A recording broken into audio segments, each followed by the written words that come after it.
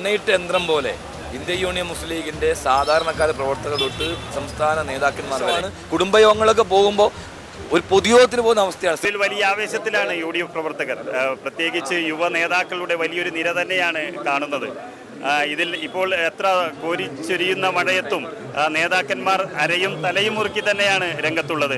യുവ നേതാക്കളുടെ വലിയൊരു ബാഹുല്യം, അല്ലെങ്കിൽ യുവ പ്രവർത്തകരുടെ ബാഹുല്യം അത് കാണുന്നു. നമ്മളോടൊപ്പം യൂത്ത് കോൺഗ്രസിന്റെ സംസ്ഥാന നേതാക്കൾ ഇപ്പോൾ അല്പം മുതിർന്നു തോന്നുന്നു, എങ്കിലും KPCCയിലൊക്കെ എത്തിയതാണെങ്കിലും യൂത്ത് കോൺഗ്രസിന്റെ ഒരു ഐക്കണായിട്ടാണ് ഇവരൊക്കെ കാണുന്നത്.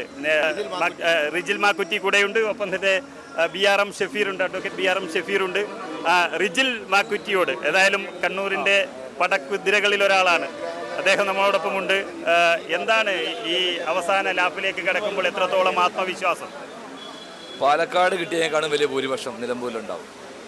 ആ രൂപത്തിലുള്ള വലിയ രൂപത്തിലുള്ള മുന്നേറ്റമാണ് ഈ തെരഞ്ഞെടുപ്പിനകത്ത് കാണാൻ സാധിക്കുന്നത്.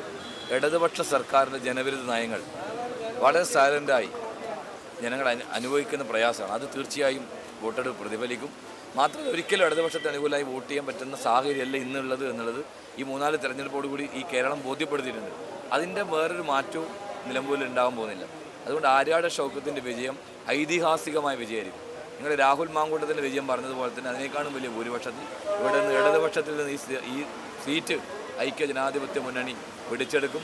ആര്യാട് മുഹമ്മദ് എന്ന് പറയുന്ന അധികായനായ കോൺഗ്രസ് നേതാവിൻ്റെ ആ സ്വപ്നം ഇവിടെ പൂവണിയാൻ പോവാണ്. ഒരു തർക്കമാണ്. PV അൻവറിൻ്റെ വരവ്, അല്ലെങ്കിൽ PV അൻവറിൻ്റെ സ്ഥാനാർത്ഥിത്വവും അദ്ദേഹത്തിൻ്റെ ഇന്നത്തെ നിലയിലുള്ള ഒരു പ്രവർത്തനവും ഏതെങ്കിലും തരത്തിൽ UDF ബാധിക്കുമോ? അദ്ദേഹം എന്തിനാണ് രാജിവെച്ചത്? ആരോട് യുദ്ധം പ്രഖ്യാപിച്ചാൽ രാജിവെച്ചത്? അദ്ദേഹത്തെ വിലയിരുത്തുന്ന ആളുകൾ മനസ്സിലാക്കട്ടെ. അദ്ദേഹം രാജിവെച്ചത് UDFുമായിട്ടുള്ള പ്രശ്നത്തിലല്ലല്ലോ.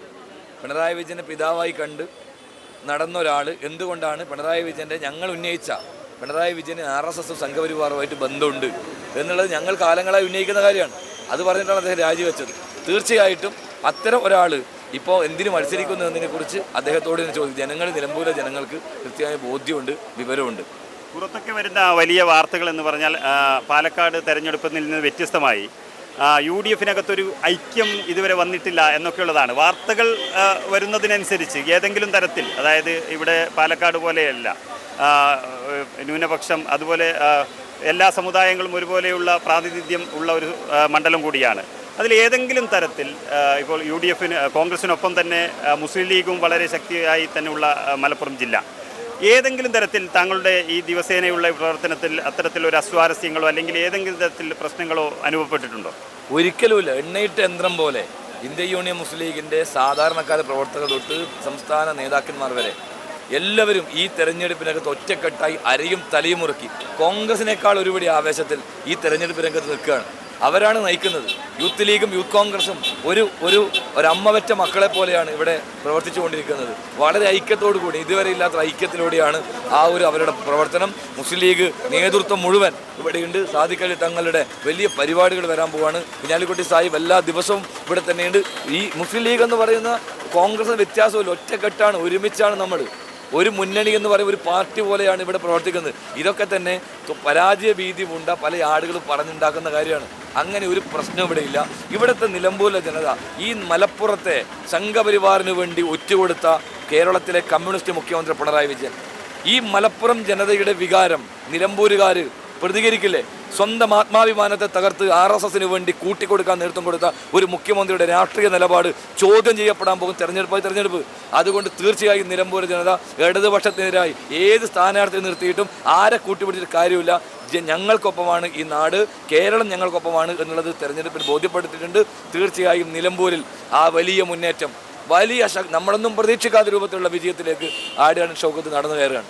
യുവതയുടെ ഒരു ചോരത്തിളപ്പാണ് ഇപ്പോൾ റിജിൽ മാക്കുറ്റിയുടെ ആ സംസാരത്തിലും കേട്ടത്. അവസാനമായി ചോദിക്കുന്നു, ഭൂരിപക്ഷം എത്രത്തോളം ഉണ്ടാകും?